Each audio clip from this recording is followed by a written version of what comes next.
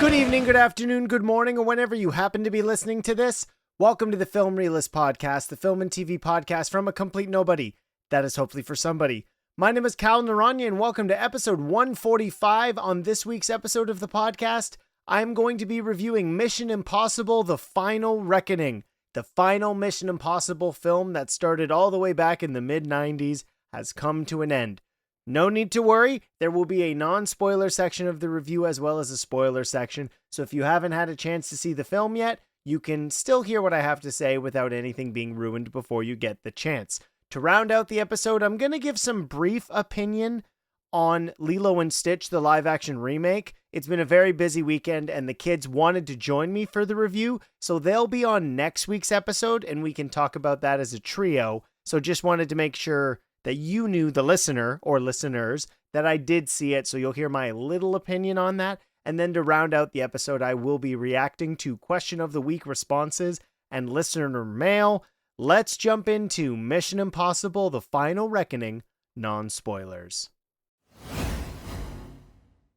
As we all know, the Mission Impossible franchise has become heavily marketed on the insane stunts that Tom Cruise would be willing to put himself through in order to add spectacle to the theatrical going experience. These are things you have to see in theaters that you can't watch on an iPad, you can't watch on your phone, you can't watch at home. These movies are built for IMAX. The question of the week was related to this, but there's something to be said about all the marketing for this, and you might be confused because if this is not your first Film Realist episode, normally there is some sort of clip that leads into the reviews. All of the marketing for this is based on some of the stunts, which is why I'm not using any of the footage from the trailers, because it's all visual stuff and it would be absolutely useless to you, the listener. So if you're curious, that's why this episode's going to be a little bit different. I recently released my rankings of the films, the 7 leading into Final Reckoning, or Dead Reckoning Part 2, as it was going to be called, and I have a special guest who gave me his list, and I will react to his list at the end of non-spoilers. I thought that would be fun to do that there. Dead Reckoning I had as the 5th worst Mission Impossible film, and it was really interesting because there had been a lot of mixed reaction to this movie. It's been marketed outside of the stunts as the end game of the Mission Impossible franchise. 1996 to 2025, it's absolutely incredible that a franchise that is a very lesser known property, but with Tom Cruise working with a lot of visionary directors, bringing them in for occasionally one film, and then Christopher McQuarrie, who's been involved tangentially since Ghost Protocol, has now made 3 of these films. And The Final Reckoning is really interesting because, as you've seen in the marketing, there is a lot of references to previous movies, and that unfortunately is a detriment to The Final Reckoning. I saw this with a bunch of family and friends. We all went out on Friday night to watch this on the big screen. And The Final Reckoning is very long. It is nearly 3 hours. And what's so frustrating to me about watching this is Christopher McQuarrie and Tom Cruise have discussed that when they were approaching Rogue Nation and Fallout, that they wanted a more serialized storytelling similar to that of the MCU. A lot of the differences between that and Endgame is a really good film to connect The Final Reckoning to. Obviously, there were substantially more movies, but the connective tissue to that universe was much more a part of its DNA than Mission was. Mission Impossible, for most of its history, functioned essentially like the James Bond series did, which is they were very loosely connected. You would have maybe Luther as your character that bridged the gap, but all the supporting cast was different. And then Simon Pegg, after Mission Impossible 3, became the other character that was that continually appeared. Jeremy Renner, of course, was in Ghost Protocol and Rogue Nation, and we haven't seen him since. But that connectivity was just on characters' relationships as opposed to plot elements or any loose storylines that might not have been completely tied off as the franchise went along.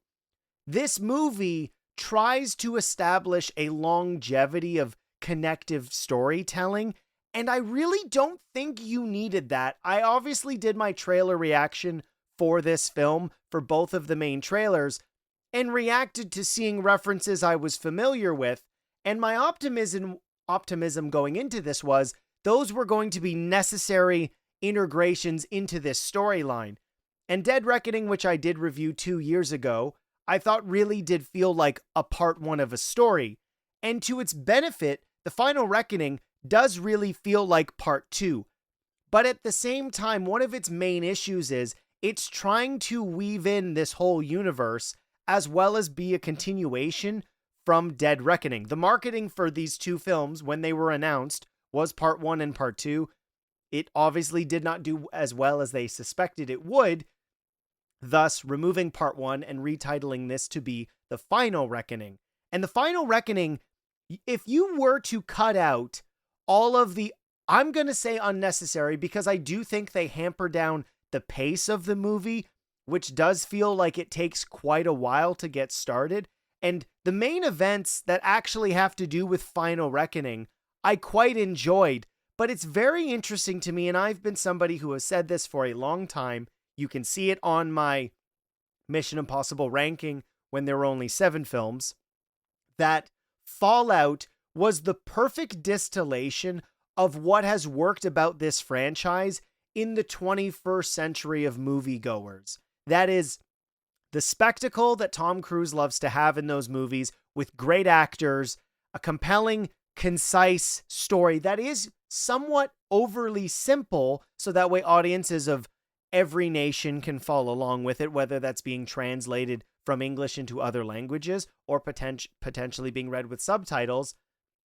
And then having some silliness and references to the history, while not outright being references to, you need to know this in order for this to work. If you were a longtime fan of the franchise, it was just an extra layer of enjoyment knowing the references baked into that movie.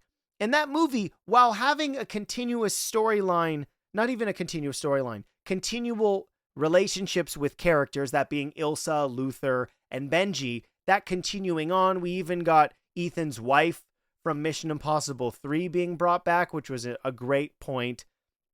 With Julia, all that connective tissue feels like it's naturally occurring within that film. And to some degree, Fallout also feels like a conclusion. And then, as we all know, we got 2 films after that.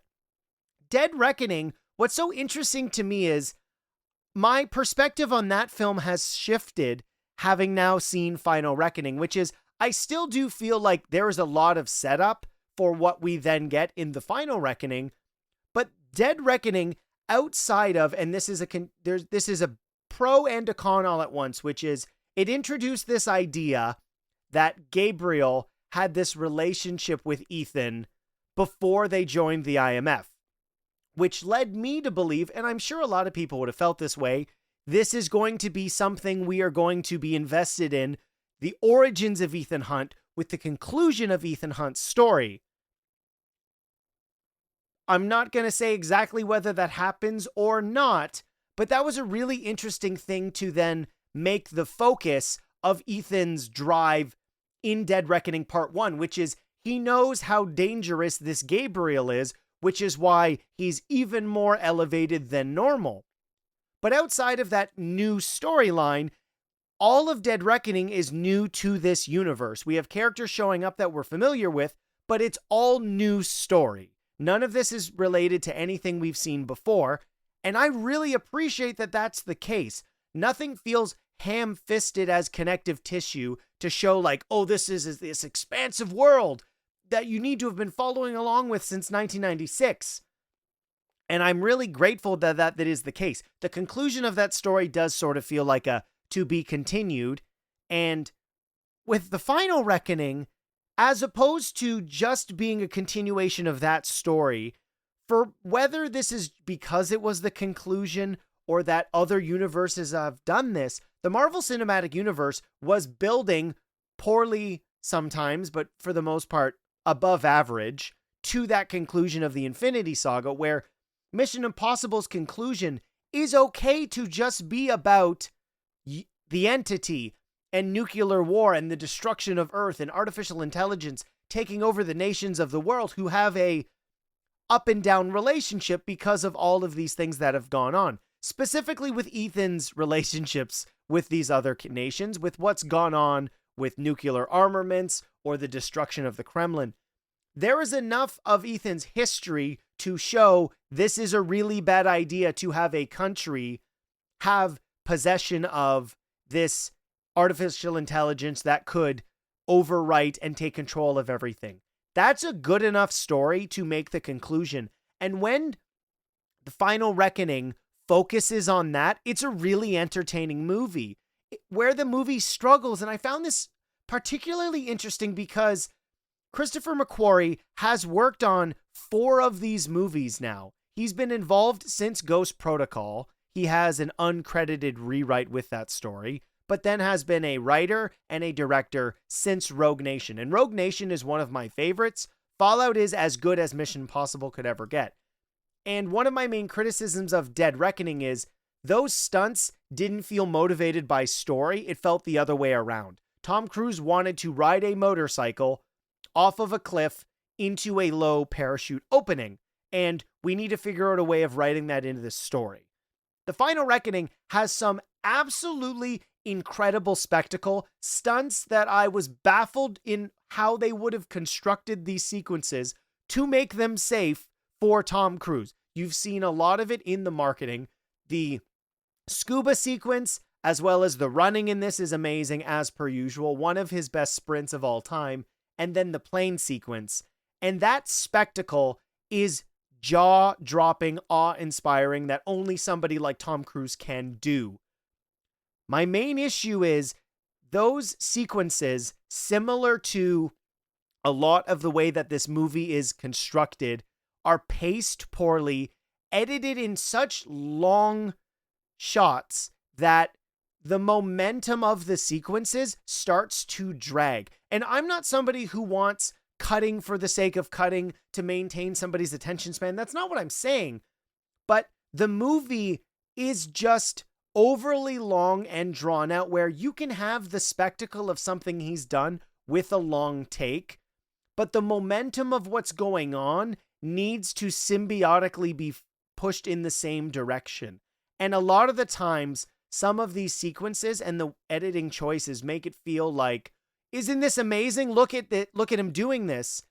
And you can do that to some degree. We've had examples of this in other Mission Impossibles, and that's what makes conclusions, series finales so difficult, is if you've hit that expectation of how excellent this franchise or this television show can be, you've set your own bar. And for whatever reason, with Mission Impossible: The Final Reckoning, they don't manage to maintain that balance that was so effective in previous installments in this franchise, which I find incredibly confusing given all of the positive reception to earlier entries. Now, whether that's to make the audience feel completely blown away by all of this being done as practically as humanly possible, I can understand, but when the periodic pacing of this plot is very slow and a lot of these connections to previous things, and you see them in the marketing for this. We get the software engineer or computer scientist from the very first film in this, and none of those connective elements feel organic to the story. It feels as if we know this is the conclusion. We need to include the elements from previous movies to feel like this whole universe has been happening the whole time. And another main issue I have with this movie is that while it's been announced, and if you go on the wiki, for example, it says it's the final film in the franchise, there's an element to this that doesn't address its finality. We get clips and moments where, again, I'm only going to address things seen in the marketing, where Ethan says, "You need to trust me one last time." But there's no conversation around this being the actual ending of the movie. some of these relationships have been involved for quite a while. Simon Pegg jumped on this franchise with Mission Impossible 3 20 years ago, nearly at this point. And it's unfortunate because my expectation, only based off of this franchise, was going from Fallout into Dead Reckoning. I was a little disappointed because of how much I loved Fallout. And Dead Reckoning being part of half of a story, I had even more expectation for the final reckoning. Well, this is the conclusion. All of the groundwork is built in. We can just hit the ground running. And the movie doesn't do that, which is really disappointing. And it feels as if it needs to establish its own conclusion, as opposed to all of the legwork that was done in Dead Reckoning Part 1. That's what my 4K Blu-ray says. Thanks, Paramount. Just send me a different cardboard sleeve. That would be absolutely incredible. So I enjoyed the movie, but in terms of a conclusion to show the best that this franchise is capable of, unfortunately for me, it kind of goes off on a whimper. Now, I can get even more specificity in the spoiler-filled review for this, which is I did watch Dead Reckoning the day before I watched Final Reckoning, so I was as fresh as humanly possible with what that movie was about and what happened in it.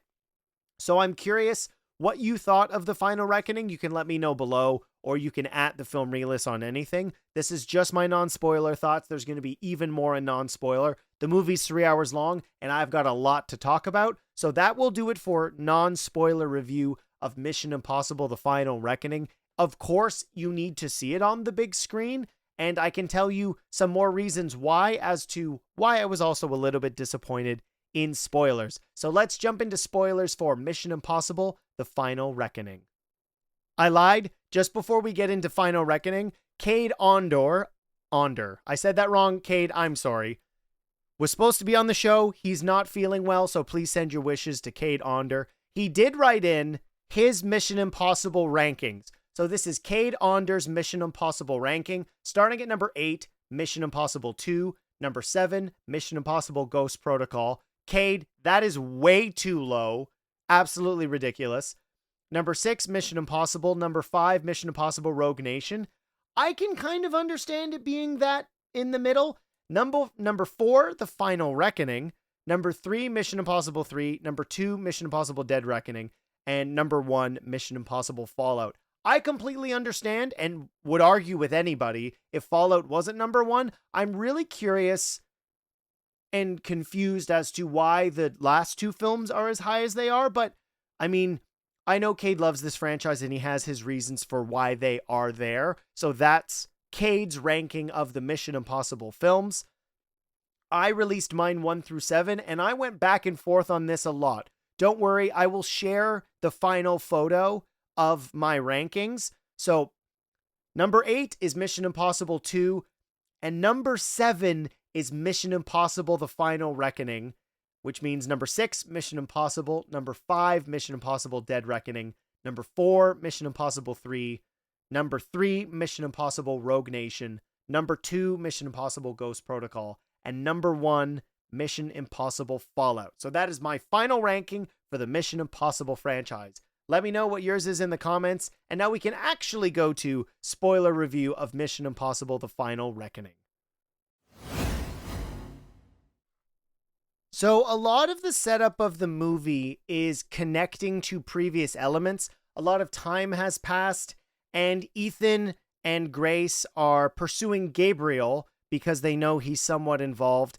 And there's a lot of handiwork in here to shove in. The rabbit's foot is the core module, which Ethan, of course, stole in Mission Impossible 3, and that he needs that in order to get the original source code from the submarine sunk at the beginning of Dead Reckoning. And we're told it happened in 2012, which feels really early in time for AI, but regardless, that's a lot of the main motivation for the beginning. And a bunch of this movie is set up for the next stunt, which is he's got to do the thing, because he's got to then go to the next thing. That's not an eloquent way of exactly explaining what happened in the movie, but that is the case. And of course, the world's powers are terrified because very slowly the entity is taking over everybody's nuclear armaments. And Luther, on the side, because we knew he went away, is trying to make a poison pill, which, when connected to the entity source code, would destroy it. So he's gone away, but we know where he is, so he's not really hiding, and he's very sick and barely staying alive. He wants to create this poison pill that would destroy the source code of the entity. And we get some connections in. Of course, we had, I forget his name now, we had Kittredge, who was in Dead Reckoning, and that to me is really interesting because he's enough of a connective relationship to the original Mission Impossible that I don't understand at all why we needed William Dunlow, who was the analyst from the Black Site in Mission Impossible 1. We get an instance where later on in the movie where Ethan has been arrested because he realizes he has to turn himself in so he can get the resources required to go down to the bottom of the submarine and get the source code, so then he can go to this place where all of the world's most important data has been backed up, and that's going to be the location where eventually he's going to meet up with Gabriel, and they can activate the poison pill and restore the world's connectivity. Which is a great sequence because you get new people learning through, because of obviously it's the Impossible Mission Force, what Ethan's been doing. But as quickly as I set up the beginning of the movie, there's so much waiting to establish all of these relationships and what's been going on. If you had just essentially concluded Dead Reckoning in the beginning of this, and then said 2 months later, and we know Ethan is on the run because he doesn't trust anybody. This is one of the main elements of the whole idea with the entity is a nation cannot be trusted with this ability, and that Ethan believes he has to destroy it so that way the world can resume normalcy, and the entity also doesn't believe that humanity can be trusted, which is why it wants to set off a nuclear apocalypse.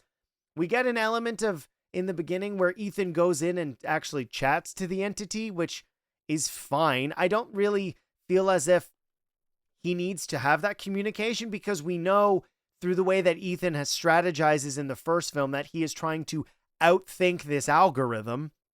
And Luther is ultimately killed by Gabriel because he gets the poison pill from him, and this is it's the major death of this film. In the last one, it was Ilsa, and I'm still mad about that, quite frankly. I don't necessarily understand why we needed Grace to be the pickpocket character. I get her relationship with Ethan definitely has evolved over these two movies, and I know that Rebecca Ferguson wanted to retire her character, so I respect that she wanted to do that. But this being the conclusion to the franchise and introducing somebody new in the last two, still creatively is something that doesn't necessarily jive with me. That is not to say that I don't think Haley Atwell crushes it. I think she really does. As somebody who is thrust into this world over the last two movies, she really does a great job, and I appreciate that from her. But this movie feeling as if it has to do so much legwork to connect to everything, because that has not been a part of this world, and it's funny using the rabbit's foot as the thing to connect to the previous element in this film is we've had 4 films now with Ghost Protocol, Rogue Nation, Fallout, and the Dead Reckonings that have really started to build in a connective world. So to not pull from there, I found really funny. And the thing I really wanted to get into, and I said this in non-spoilers, which is in Dead Reckoning, I keep wanting to say part 1 because every time I've watched it, it says part 1. Gabriel was involved with the death that caused Ethan to eventually join the IMF.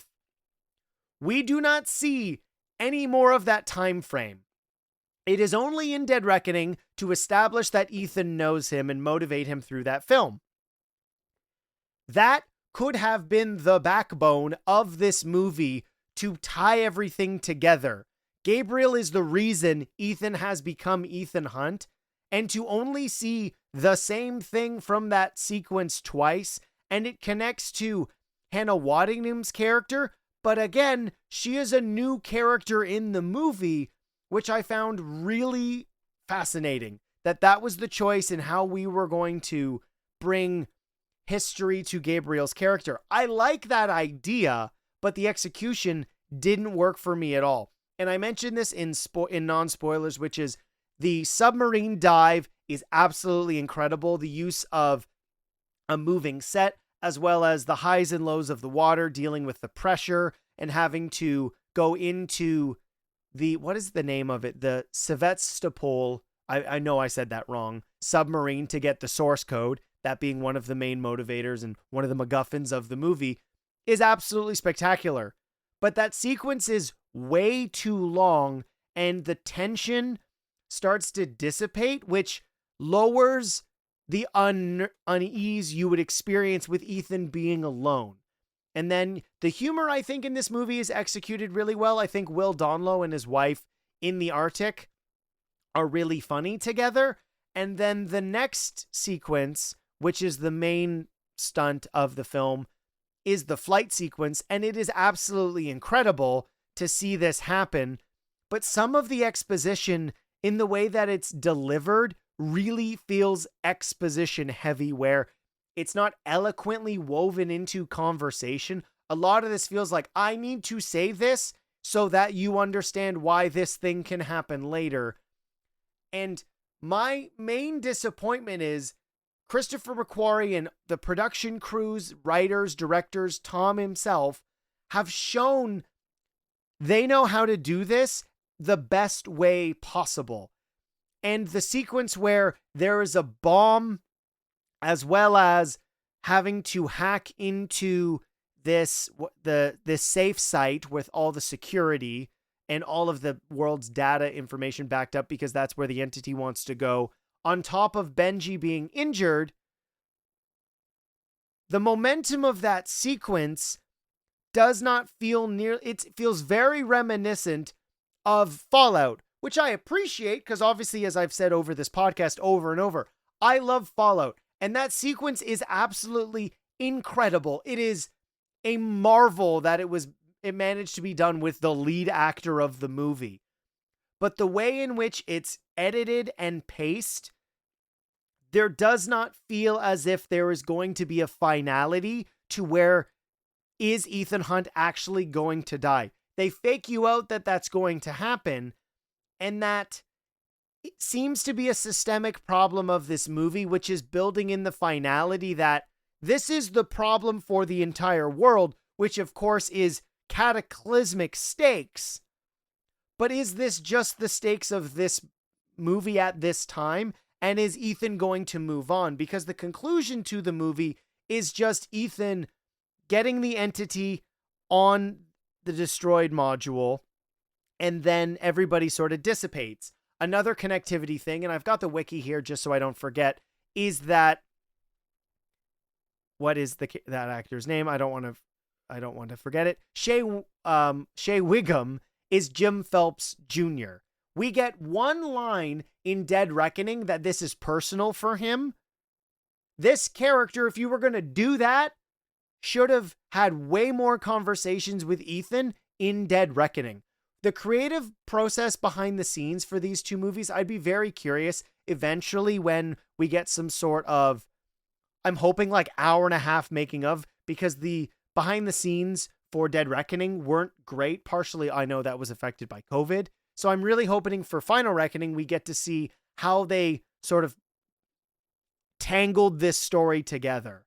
So I like the movie. I think it's a lot of fun, but in terms of how eloquently and how much of the exposition, stunts, and the integration of all of those action elements, as well as the character arcs, has been executed, this is by far one of the weakest entries into the franchise. And that to me is really disappointing, because going out on a whimper like this with one of the best action franchises of all time is especially disappointing. So that's all I have to say on Mission Impossible: The Final Reckoning. Those are my spoiler thoughts. I know it's a lot shorter than the non-spoiler thoughts, but there's not actually a ton that happens in the movie. It's just a substantial amount of setup. So that's my review for Mission Impossible: The Final Reckoning. Let's jump into my... No, you know what? I said I was going to do them, and honestly, I think I'm just going to save it for the kids. Let's go into listener mail and question of the week responses. I'm going to bank Lilo and Stitch for next week's episode when I can have my two lovely children on the podcast with me. So let's jump into listener mail and questions of the week responses. Can I ask you a question? Just one? There's something I've been meaning to ask you. I ask the questions, you answer the questions. Why do you ask questions to which you already know the answers? Did that count as a question? Yes. Damn it. Last week's question of the week was, which is your favorite Mission Impossible stunt? Chris Tur says the Burj Khalifa from Mission Impossible Ghost Protocol for sure.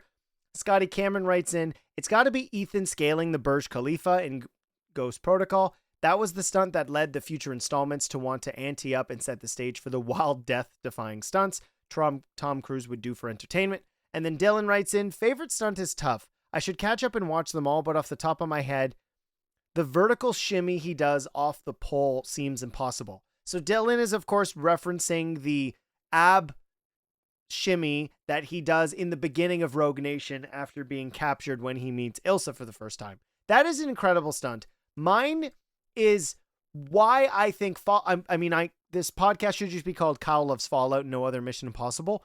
But what I love about Fallout so much was the marketing was for that Halo jump he does with Henry Cavill, which is incredible. But the helicopter chase, which has to have been the inspiration which led to what we get in The Final Reckoning, that to me is the most death-defying stunt, because it starts with Tom Cruise falling off of a helicopter and having to hang on to survive. That stunt is absolutely incredible, and it leads to my favorite climax of the entire franchise. So that will be my answer to the question of the week. This week's question of the week is inspired by something I'm going to be talking about on next week's episode. What is your favorite Doctor Who monster? There have been so many, and it's been interesting because Ncuti Gatwa's run of Doctor Who has not included a lot of the classic monsters. So to answer the question of the week, you can email the podcast, filmreelistspod@gmail.com, or you can answer directly on YouTube or Spotify. As a third and fourth option, you can always @filmreelist on any of the social medias. Just make sure to include the hashtag QOTW. The podcast did get another star rating on Apple Podcasts, so thank you so much for that. I'm not sure who submitted it. So very slowly, we are getting more and more star ratings, which is absolutely incredible. To everybody who listens each and every week, I greatly appreciate it. I know what everybody is thinking. There is no Scotty Cameron YouTube short story this week. So fingers crossed we get one next week, but Scotty's a busy guy, so he didn't happen to get to them. You know what? I've changed my mind twice on this podcast. So here are my very brief non-spoiler thoughts on Lilo and Stitch, the live-action remake. I don't think it's great. It's really unfortunate because this is a movie that I know a lot of people were looking forward to. What's especially interesting about Lilo and Stitch is that it is a franchise that has evolved a lot. There have been 4 films, I believe, in total, only 1 theatrically, as well as an animated series that really expanded that lore. And this film sort of fits into the middle of this these live action remakes. I was talking to friends where there are some changes and some of the removal of elements from the original wind up being noticeably missing because choosing to focus on Nani and Lilo is great, but a lot of the movie doesn't feel that it substitutes or replaces what has been taken away with anything better. I know the kids had a really great time, and obviously the movie did incredible over the weekend from a box office standpoint, but purely looking at the concept of what has been successful for these live action remakes, I was left disappointed, which is unfortunate. It's kind of been a disappointing weekend overall for Kyle going to the movie theater. So if you have an opinion on Lilo and Stitch live action remake, you can leave it in a comment below or at me or the Film Realist on anything. I appreciate all the conversation. I love to have it with the listeners of the podcast. So yes, that will do it for my mini Lilo and Stitch thoughts. I'm going to talk about it more with the kids next week, so you can look forward to that. Next week's episode is going to be another jam-packed episode. I am going to be reviewing Doctor Who Season 2/Series 15. I'm very excited for that. There may be a special guest, but I also will be reviewing Karate Kid Legends, so you can look forward to 2 reviews on next week's episode. And make sure you're following on your favorite podcast platform, because there may be a special podcast episode Wednesday morning. So if you are listening to this and you haven't done that yet, make sure you're following the podcast on your favorite podcast platform for that special episode. My name is Kyle Naranya. Thank you so much for listening to the podcast, and I will see you next time.